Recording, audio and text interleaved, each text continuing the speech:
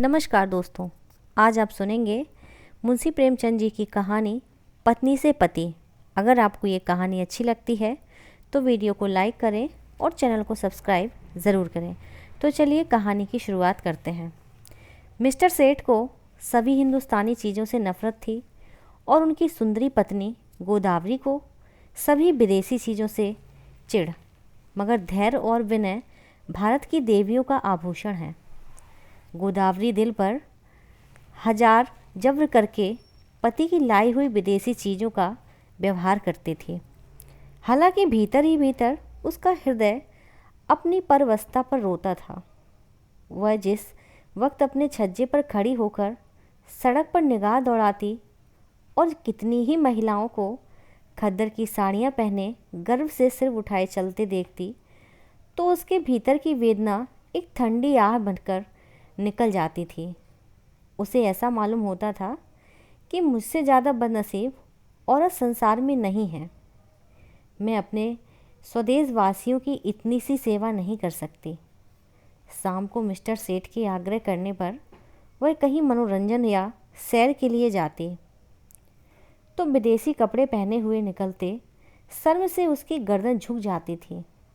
वह पत्रों में महिलाओं के जोश भरे व्याख्यान पढ़ती तो उसकी आंखें जगमगा उठती। थोड़ी देर के लिए वह भूल जाती कि मैं यहाँ बंधनों में जकड़ी हुई हूँ। होली का दिन था। 8 बजे रात का समय।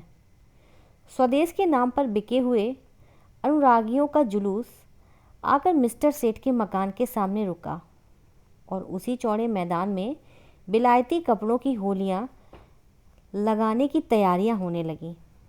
गोदावरी अपने कमरे में खिड़की पर खड़ी वह समारोह देखती थी और दिल मसोस कर रह जाती थी।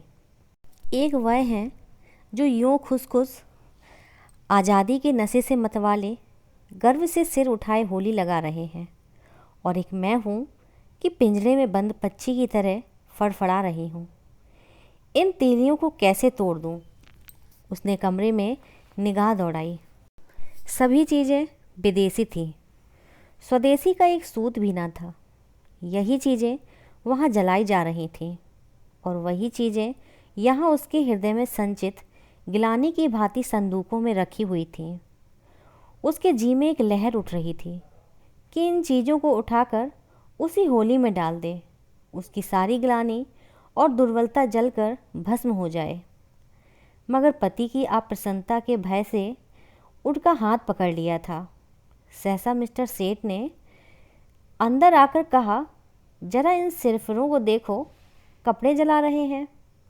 यह पागलपन, उन्माद और विद्रोह नहीं तो और क्या है? किसी ने सच कहा है, हिंदुस्तानियों को न अक्ल आई न आएगी। कोई कल भी तो सीधी नहीं। गोदावरी ने कहा, तुम भी हिंदुस्तानी हो। सेठ ने गर्म होकर कहा, हाँ, लेकिन मुझे इसका हमेशा खेद रहता है कि ऐसे अभागे देश में क्यों पैदा हुआ। मैं नहीं चाहता कि कोई मुझे हिंदुस्तानी कहे या समझे। कम से कम मैंने आचार व्यवहार, वेशभूषा, रीति रिवाज, कर्म वचन में कोई ऐसी बात नहीं रखी जिससे हमें कोई हिंदुस्तानी होने का कलंक लगाए। पूछिए, जब हमें 8 आने गज में बढ़िया कपड़ा मिलता है तो हम क्यों मोटा टाट खरीदें? इस विषय में हर एक को पूरी स्वाधीनता होनी चाहिए। ना जाने क्यों गवर्नमेंट ने इन दुष्टों को यहाँ जमा होने दिया। अगर मेरे हाथ में अधिकार होता तो सबों को जहन्नुम रसीद कर देता। तब आटे दाल का भाव मालूम होता।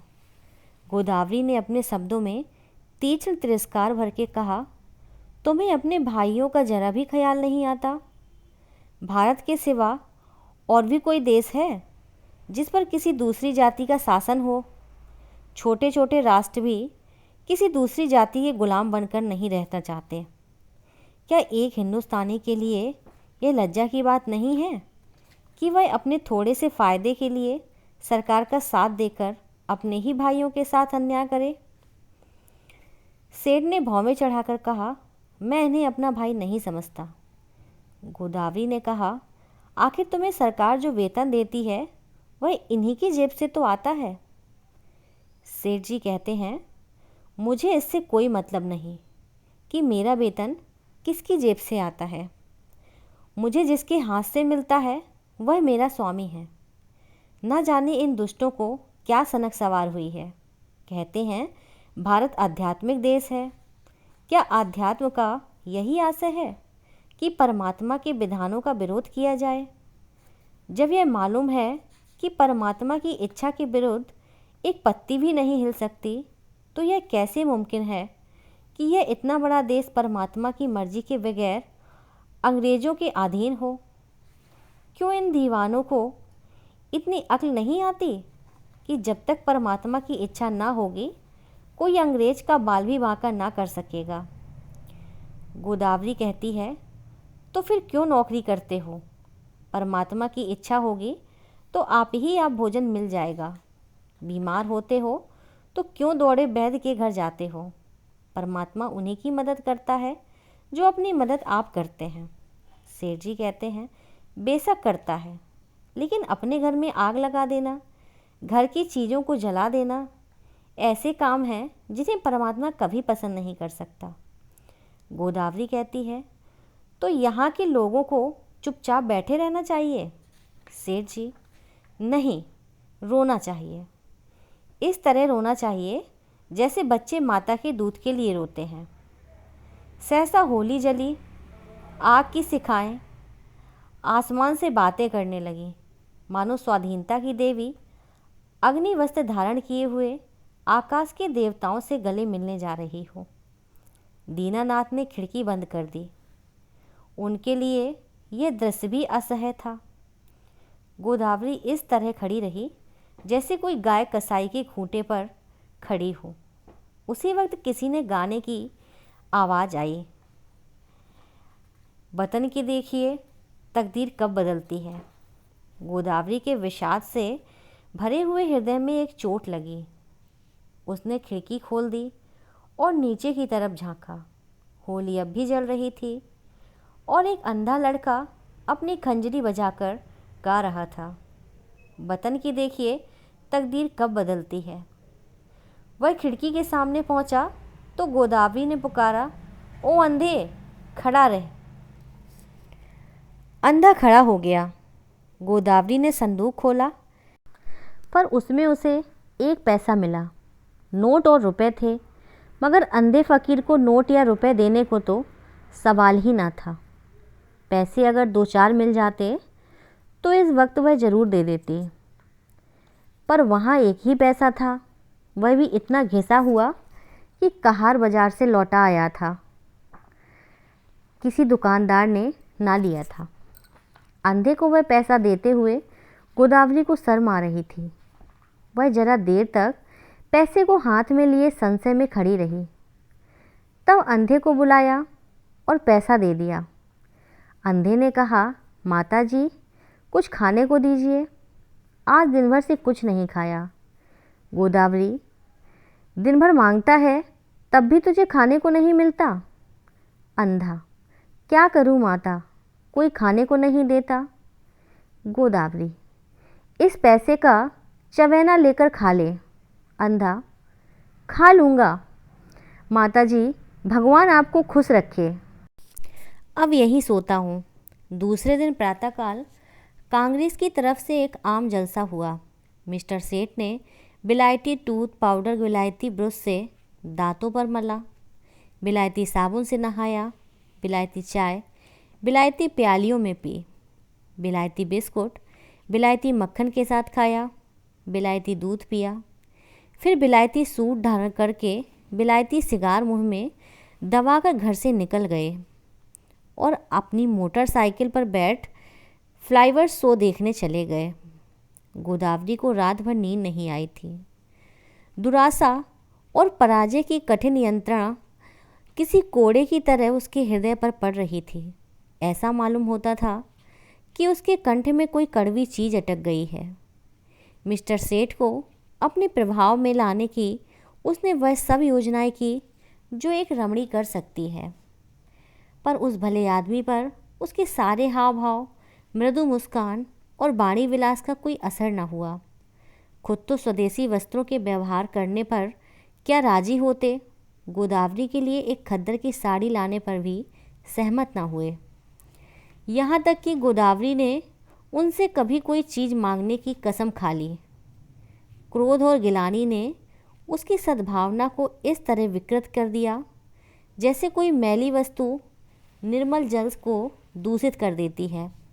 उसने सोचा, जब ये मेरी इतनी सी बात नहीं मान सकते, तब फिर मैं क्यों इनके इशारों पर चलूं, क्यों इनकी इच्छाओं की लौड़ी बनी रहूं। मैंने इनके हाथ कुछ अपनी आत्मा नहीं बेची। अगर आज ये चोरी या गबन करें तो क्या मैं सज़ा पाऊंगी? उसकी सज़ा वे खुद झेलेंगे। उसका अपराध इनके ऊपर होगा। इन्हें अपने कर्म और वचन का अख्तियार है। मुझे अपने कर्म और वचन का अख्तियार। यह अपनी सरकार की गुलामी करें, अंग्रेज़ों की चौखट पर नाक रगड़ें। मुझे क्या गरज है कि उसमें उनका सहयोग करूं, जिसमें आत्माभिमान नहीं, जिसने अपने को स्वार्थ के हाथों बेच दिया। उसके प्रति अगर मेरे मन में भक्ति ना हो तो मेरा दोष नहीं। यह नौकर है या गुलाम। नौकरी और गुलामी में अंतर है। नौकर कुछ नियमों के अधीन अपना निर्दिष्ट काम करता है। वह नियम स्वामी और सेवक दोनों ही पर लागू होते हैं। स्वामी अगर अपमान करे, अपशब्द कहे, तो नौकर उसको सहन करने के लिए मजबूर नहीं। गुलाम के लिए कोई शर्त नहीं, उसकी दैहिक गुलामी पीछे होती है, मानसिक गुलामी पहले ही हो जाती है। सरकार ने इनसे कब कहा है कि देसी चीज़ें ना खरीदो? सरकारी टिकटों तक पर यह शब्द लिखे होते हैं, स्वदेशी चीज़ें खरीदो। इससे विदित है कि सरकार देसी चीज़ों का निषेध नहीं करती। फिर भी यह महाशय सुरखरू बनने की फिक्र में सरकार से भी 2 अंगुल आगे बढ़ना चाहते हैं। मिस्टर सेठ ने कहा, कुछ झेपते हुए, कल फ्लाईओवर शो देखने चलोगे? गोदावरी ने विरक्त मन से कहा, नहीं, बहुत अच्छा तमाशा है, मैं कांग्रेस के जलसे में जा रही हूँ। मिस्टर सेठ के ऊपर यदि छत गिर पड़ी होती या उन्होंने बिजली का तार हाथ से पकड़ लिया होता तो भी वह इतने बदहवास न होते। आंखें फाड़ कर बोले, तुम कांग्रेस के जलसे में जाओगी? हाँ, ज़रूर जाऊंगी। मैं नहीं चाहता कि तुम वहाँ जाओ। अगर तुम मेरी परवाह नहीं करते तो मेरा धर्म नहीं कि तुम्हारी हर एक आज्ञा का पालन करूं। मिस्टर सेठ ने आंखों में विष भरकर कहा, नतीजा बुरा होगा। गोदावरी मानो तलवार के सामने छाती खोलकर बोली, इसकी चिंता नहीं, तुम किसी के ईश्वर नहीं हो। मिस्टर सेठ खूब गर्म पड़े, धमकियाँ दी, आंखें मुँह फेर कर लेट रहे। प्रातःकाल फ्लाईओवर शो जाते समय भी उन्होंने गोदावरी से कुछ ना कहा। गोदावरी जिस समय कांग्रेस के जलसे में पहुंची तो कई हजार मर्दों और औरतों का जमाव था। मंत्री ने चंदे की अपील की थी और कुछ लोग चंदा दे रहे थे। गोदावरी उस जगह खड़ी हो गई जहां और स्त्रियां जमा थीं और देखने लगी कि लोग क्या देते हैं। अधिकांश लोग 2-2, 4-4 आना ही दे रहे थे। वहाँ ऐसा धनवान था ही कौन। उसने अपनी जेब टटोली तो 1 रुपया निकला। उसने समझा यह काफ़ी है। इसी इंतज़ार में थी कि झोली सामने आवे तो उसमें डाल दें। सहसा वही अंधा लड़का जिसे कि उसने पैसा दिया था ना जाने किधर से आ गया और ज्यों ही चंदे की झोली उसके सामने पहुंची उसने उसमें कुछ डाल दिया। सबकी आंखें उसकी तरफ उठ गईं। सबको कौतूहल हो रहा था कि अंधे ने क्या दिया। कहीं एक आध पैसा मिल गया होगा। दिन भर गला फाड़ता है, तब भी तो उस बेचारे को रोटी नहीं मिलती। अगर यही गाना पिशाच और साज के साथ किसी महफिल में होता तो रुपए बरसते, लेकिन सड़क पर गाने वाले अंधे की कौन परवाह करता है। झोली में पैसा डालकर अंधा वहाँ से चल दिया और कुछ दूर जाकर गाने लगा, वतन की देखिए तकदीर कब बदलती है। सभापति ने कहा, मित्रों देखिए यह वह पैसा है जो एक गरीब अंधा लड़का इस झोली में डाल गया है। मेरी आंखों में इस एक पैसे की कीमत किसी अमीर के 1,000 रुपये से कम नहीं। शायद यही इस गरीब की सारी विशात होगी। जब ऐसे गरीबों की सहानुभूति हमारे साथ है तो मुझे सत्य की विजय में कोई संदेह नहीं मालूम होता। हमारे यहाँ क्यों इतने फ़कीर दिखाई देते हैं? या तो इसलिए कि समाज में इन्हें कोई काम नहीं मिलता, या दरिद्रता से पैदा हुई बीमारियों के कारण यह अब इस योग्य ही नहीं रह गए कि कुछ काम करें। यह भिक्षावृत्ति ने इनमें कोई सामर्थ्य ही नहीं छोड़ी। स्वराज्य के सिवा इन गरीबों का अब उद्धार कौन कर सकता है? देखिए, वह गा रहा है, वतन की देखिए तकदीर कब बदलती है। इस पीड़ित हृदय में कितना उत्सर्ग! क्या अब भी कोई संदेह कर सकता है कि यह किसकी आवाज़ है? पैसा ऊपर उठाकर आप में कौन यह रत्न खरीद सकता है? गोदावरी के मन में जिज्ञासा हुई, क्या यह वही पैसा तो नहीं जो रात मैंने उसे दिया था?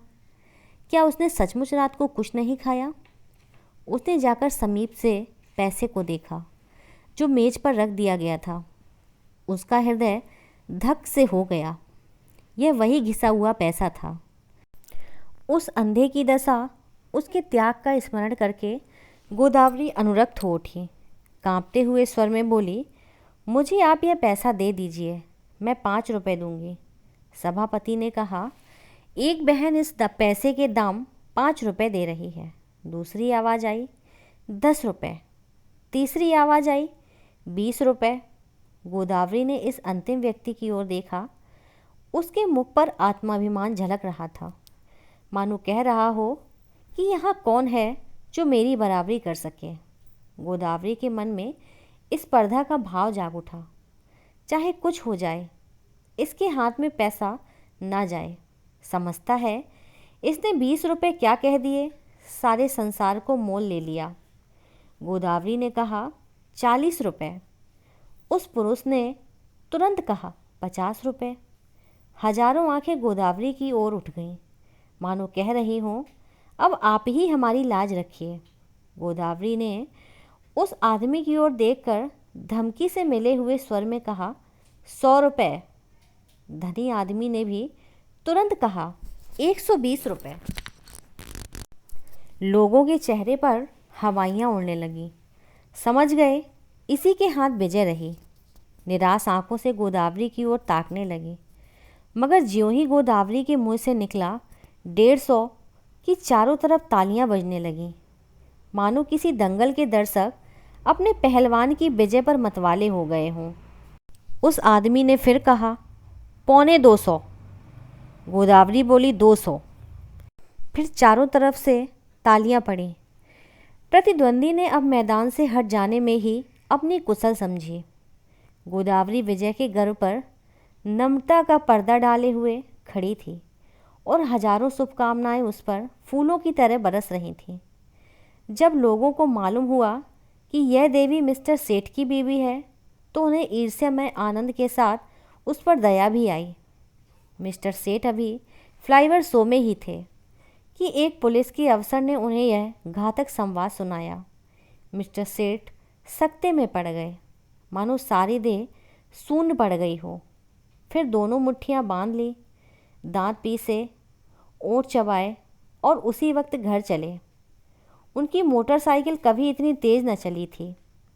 घर में कदम रखते ही उन्होंने चिंगारियों भरी आंखों से देखते हुए कहा, क्या तुम मेरे मुंह में कालिक पुतवाना चाहती हो? गोदावरी ने शांत भाव से कहा, कुछ मुँह से भी तो कहो, या गालियाँ ही देते जाओगे? तुम्हारे मुंह में कालिक लगेगी तो क्या मेरे मुंह में ना लगेगी? तुम्हारी जड़ खोदेगी तो मेरे लिए दूसरा कौन सा सहारा है? मिस्टर सेठ, सारे शहर में तूफान मचा हुआ है। तुमने मेरे रुपए दिए क्यों? गोदावरी ने उसी शांत भाव से कहा, इसलिए कि मैं उसे अपना ही रुपया समझती हूँ। मिस्टर सेठ दांत किटकिटाकर बोले, हरगिज़ नहीं, तुम्हें मेरा रुपया खर्च करने का कोई हक नहीं है। गोदावरी, बिल्कुल गलत। तुम्हारे रुपए खर्च करने का तो तुम्हें जितना अख्तियार है उतना ही मुझको भी है। हाँ, जब तलाक का कानून पास करा लोगे और तलाक दे दोगे तब ना रहेगा। मिस्टर सेठ ने अपना हेड इतने ज़ोर से मेज पर फेंका कि वह लुढ़कता हुआ ज़मीन पर गिर पड़ा और बोले, मुझे तुम्हारी अक्ल पर अफसोस आता है।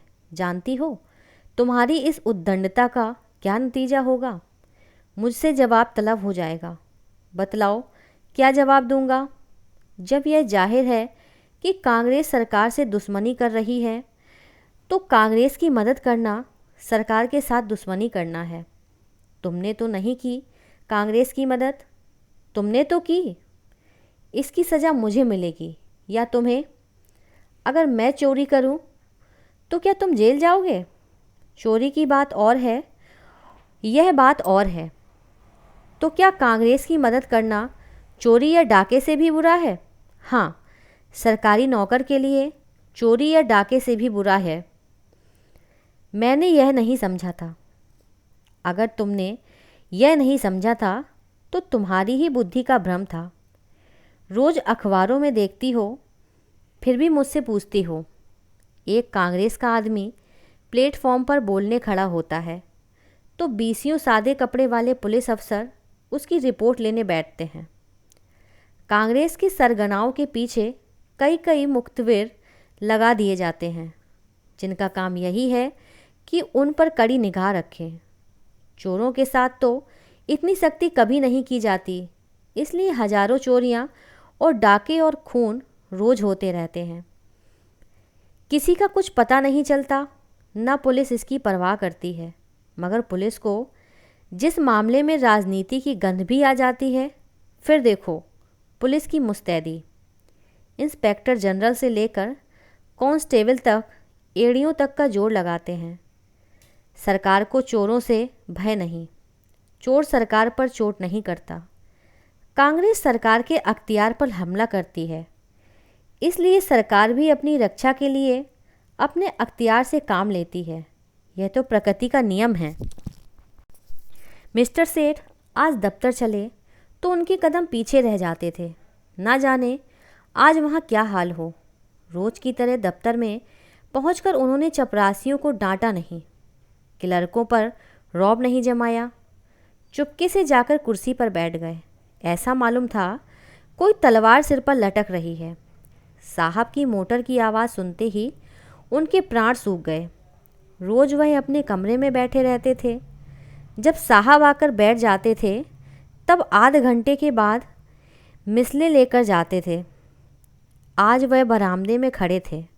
साहब उतरे तो झुककर उन्होंने सलाम किया, मगर साहब ने मुँह फेर लिया। लेकिन वह हिम्मत नहीं हारे, आगे बढ़कर पर्दा हटा दिया।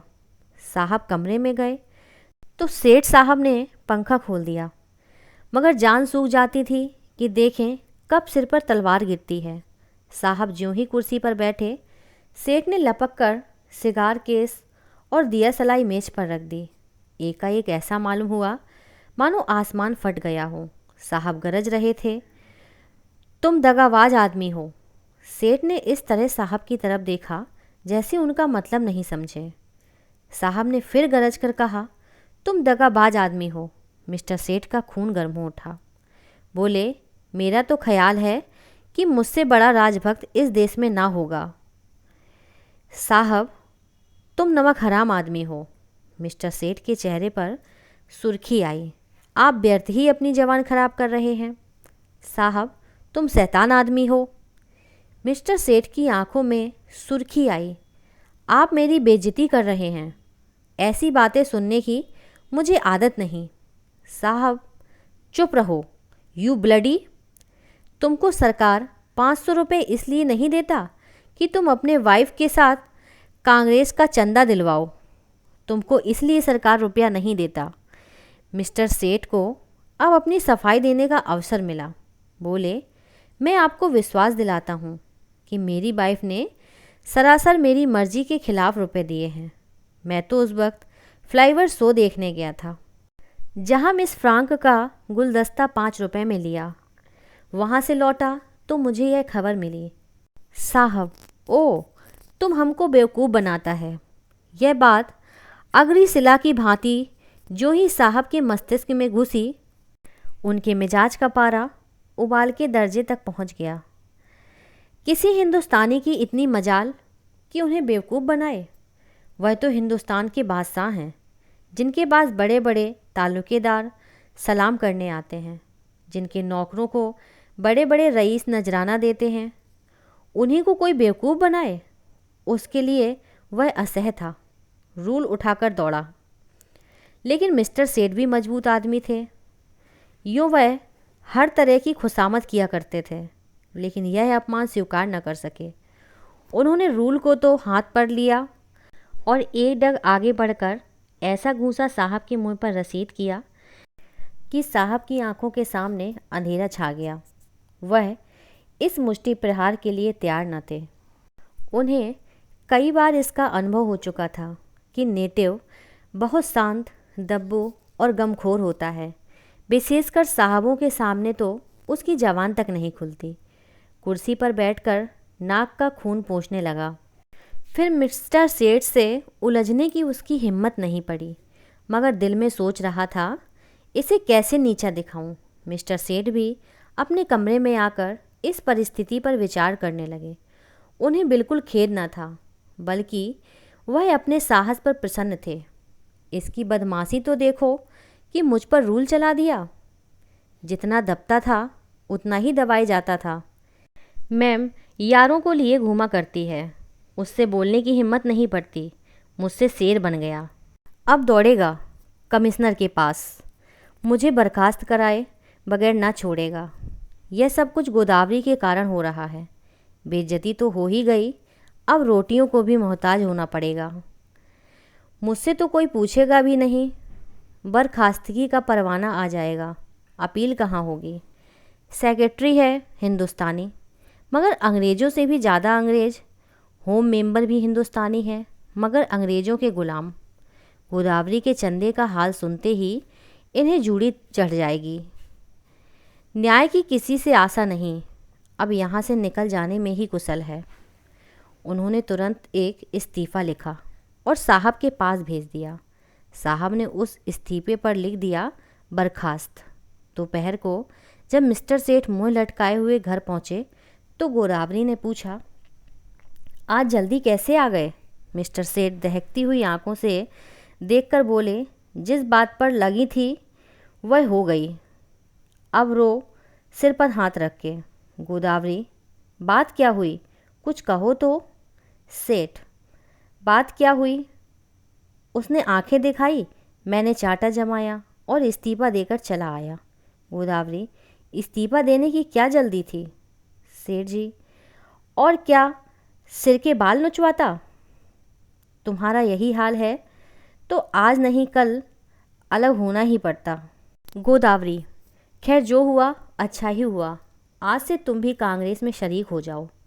सेठ ने ओंठ चबाकर कहा, लजाओगी तो नहीं, ऊपर से घाव पर नमक छिड़कती हो। गोदावरी, लजाऊं क्यों, मैं तो खुश हूँ कि तुम्हारी बेड़ियाँ कट गईं। सेठ, आखिर कुछ सोचा है, काम कैसे चलेगा? गोदावरी, सब सोच लिया है, मैं चलाकर दिखा दूंगी।